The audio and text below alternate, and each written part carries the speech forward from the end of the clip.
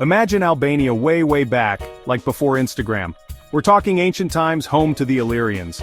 These guys were tough, think Game of Thrones but with better beaches. They were all about tribes, trading, and probably some epic dance-offs. No historical proof, but it tracks. The Illyrians weren't big on writing things down, they preferred living in the moment and fighting anyone who stepped on their sandals. But what we do know is they were fierce warriors, skilled sailors, and masters of bronze work. They even had bronze bras probably. Their descendants are still around, speaking a language that sounds like a lost song of Led Zeppelin. But hey, at least they gave Albania its symbol, the double-headed eagle. Majestic, right? Next up, the Romans. They rolled in like they owned the place. Spoiler alert, they did for a while. The Illyrians put up a good fight, but even gladiators need a break. The Romans brought their love of baths, togas, and bureaucracy. They built roads, cities, and even gave Albania its first taste of organized government. Taxes included, unfortunately. But let's be real. The best thing the Romans ever gave us was pizza, even if it took a few centuries to perfect the recipe. After the Roman Empire split like a bad breakup, the Byzantines took over. Think of them as the Romans 2.0, with more mosaics and silk robes. They held on to Albania for a while, but the Bulgarians had other plans. The Bulgarians, known for their impressive mustaches and love of yogurt, conquered parts of Albania and left their mark on the culture. Think of it as a historical mashup, like a Balkan version of fusion cuisine. These centuries were a bit of a historical free-for-all, with different empires vying for control. It was like a medieval game of Risk, but with real armies and slightly less cardboard. Section 4: Ottomans and a hero named Skanderbeg. Not all heroes wear capes, some rock chainmail. In the annals of history, few figures stand out as vividly as Skanderbeg, the Albanian hero who donned chainmail instead of a cape. His story is one of resilience, bravery, and an unyielding spirit that has inspired generations. Enter the Ottomans with their fezzes and love of strong coffee. They knew what was important. The Ottoman Empire was a formidable force, known for its military prowess and cultural richness. Their influence spread far and wide, leaving an indelible mark on the regions they conquered. They conquered much of the Balkans, and Albania became part of the Ottoman Empire for over 400 years. This period was marked by significant cultural and political changes, as the Ottomans integrated the region into their vast empire. Now, imagine fighting for your country's independence for 25 years straight. The sheer determination and relentless effort required to sustain such a prolonged resistance is almost unimaginable. That was Skanderbeg, Albania's national hero. Born as Gjurgj Kastrioti, he was a brilliant military strategist and a charismatic leader who became a symbol of hope and defiance for his people. He was like a medieval Captain America, rallying the people against the Ottomans. His ability to inspire and unite the Albanian tribes was crucial in their fight for freedom. He even had a cool helmet with a goat head on it, because why not? This unique piece of armor became one of his most recognizable symbols, adding to his legendary status. Skanderbeg's resistance was legendary. Even the Ottomans were impressed, though they probably wouldn't admit it out loud. His tactical genius and relentless spirit made him a formidable opponent, earning him respect from both allies and enemies. He's a symbol of Albanian resilience and the never-give-up attitude that defines the nation. Today, Skanderbeg's legacy lives on, reminding us that true heroes are defined by their actions and the impact they leave on the world. Section 5: Independence Days. It's a process, okay? Fast forward to the early 20th century, and Albania finally declared independence from the Ottoman Empire in 1912. It was like throwing a massive party with lots of cheering, flag-waving, and probably some questionable dance moves. But declaring independence and actually being independent are two different things. Just ask any teenager. Albania had to figure out this whole being a country thing, which, as you can imagine, came with some growing pains. There were kings, republics, and even a brief but confusing period when Albania was technically a kingdom but ruled by a president. Don't ask. It was like a political sitcom, with more dramatic speeches and fewer laugh tracks. Section 6: Communism and bunkers, from isolation to hey world, we're open, sort of. After World War II, Albania took a detour into communism under the leadership of Enver Hoxha.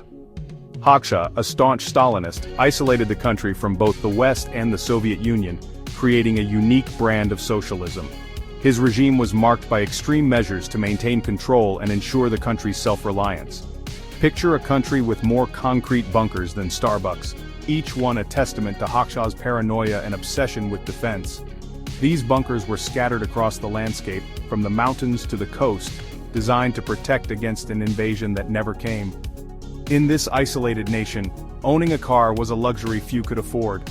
The streets were mostly empty, a stark contrast to the bustling cities of the West. The government tightly controlled all aspects of life, including transportation. Listening to Western music could land you in hot water. The regime viewed it as a corrupting influence, a threat to the socialist way of life. Yet, despite the risks, many Albanians secretly tuned into foreign radio stations, yearning for a taste of the outside world. Hakshaw was a complex figure, a man of contradictions. He was both revered and feared, a leader who brought about significant social reforms while also ruling with an iron fist. His policies improved literacy rates and healthcare, but at the cost of personal freedoms. Some might even say paranoid. He did build over 700,000 bunkers just in case.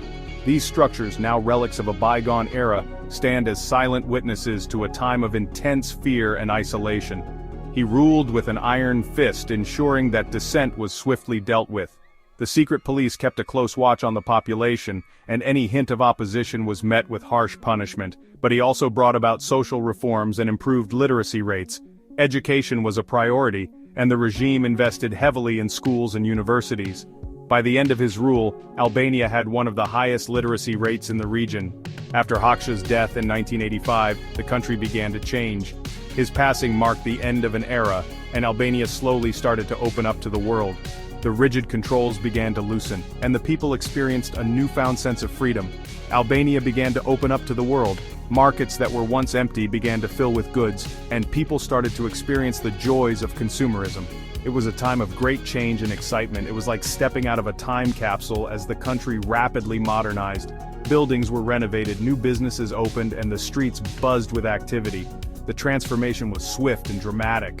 With people eager to catch up on decades of missed trends, Western fashion and culture quickly took hold.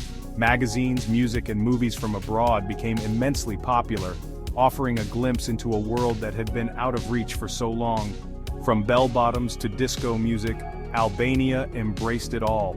The youth, in particular, were enthusiastic adopters of these new trends, eager to express themselves in ways that had previously been forbidden. Better late than never, right? The cultural awakening was a testament to the resilience and adaptability of the Albanian people, who, after years of isolation, were finally able to join the global community. Section 7, Albania Today, Europe's best-kept secret, don't tell everyone. Nestled in the heart of the Balkans, Albania is a country that has often been overlooked by travelers, but those who venture here are rewarded with a rich tapestry of experiences. Today, Albania is a democratic country, most of the time, with a developing economy and a love for espresso that rivals Italy's. The streets of Tirana are filled with vibrant cafes where locals gather to enjoy their favorite brew, making it a perfect spot for people watching and soaking in the local culture. It's a land of stunning natural beauty, from the sparkling Adriatic coast to the rugged Albanian Alps. Whether you're a beach lover or a mountain enthusiast, Albania offers a diverse range of landscapes that are sure to take your breath away. Albanians are known for their hospitality, their love of good food, seriously, the lamb dishes are to die for, and their ability to laugh at themselves. Sharing a meal with an Albanian family is an experience that goes beyond just the food. It's about the warmth, the stories, and the laughter that make you feel right at home. Humor is essential when you've been through so much history, from ancient ruins that tell tales of bygone eras to historic landmarks that have stood the test of time. Albania's past is as intriguing as it is tumultuous. So there you have it, the history of Albania, a roller coaster ride of ancient civilizations, conquering empires, national heroes, political intrigue, and a whole lot of resilience. The stories of national heroes and the reenactments of ancient civilizations bring history to life in a way that is both educational and entertaining. It's a country that's full of surprises, just waiting to be discovered. Hidden gems like Gjirokastra and Berat offer a glimpse into Albania's rich cultural heritage, with their well-preserved architecture and charming streets that invite exploration. Just watch out for the bunkers. Scattered across the landscape, these relics of a bygone era serve as a reminder of Albania's complex history and its journey towards the future.